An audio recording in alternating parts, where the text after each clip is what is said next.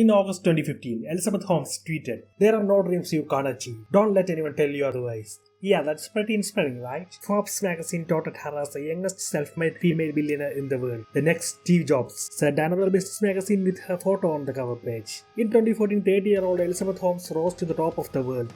She founded a $9 billion company, Theranos, that seemingly revolutionized diagnosing disease with a few drops of blood. Theranos promised that their Asian test would detect conditions like cancer and diabetes without traditional hassle of needles. The question is, who is she and what is her background? Elizabeth Holmes was born in Washington, D.C. in February 3, 1984.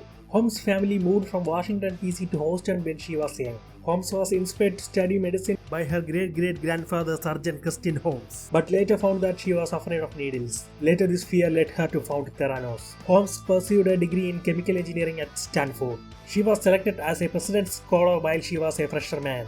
This was the honor that came with her $3,000 scholarship for a research project. After her freshman year, Holmes spent the summer doing an internship at the Genome Institute in Singapore.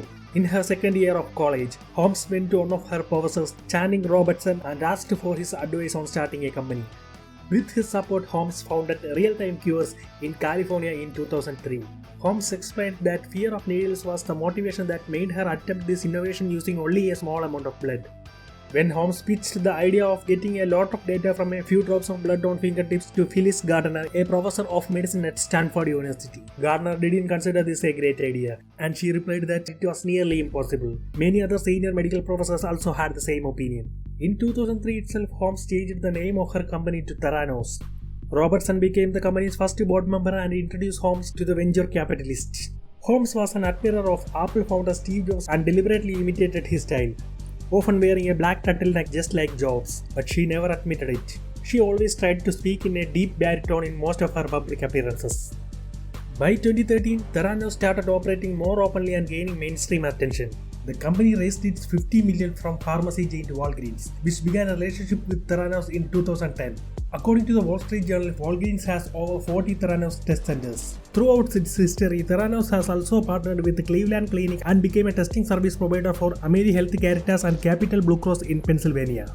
After more than a decade of fundraising and reaching a peak valuation of around $9 billion, the tide began to turn in 2015, thanks to media skepticism. A New Yorker profile called Holmes' description of Theranos technology comically vague by citing example of her explanation about her invention.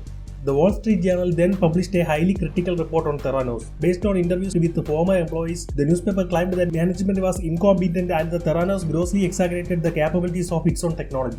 In January 2016, the Centers of Medicare and Medicaid Services (CMS) sent Theranos a letter saying its California lab had failed to meet federal standards, putting patients in imminent danger. The company had given itself 10 days to resolve the issue. In response, Walgreens has said it will not send lab tests to Theranos California lab for analysis, and has further suspended Theranos service at its Palo Alto Walgreens location.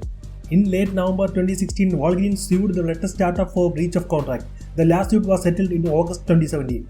Forbes revised Holmes' net worth estimate from $4.5 billion to $0. The magazine also lowered the company's valuation from $9 billion to $800 million. In 2018, Elizabeth Holmes and CEO Ramesh Balwani were charged with massive fraud involving investors worth more than $700 million.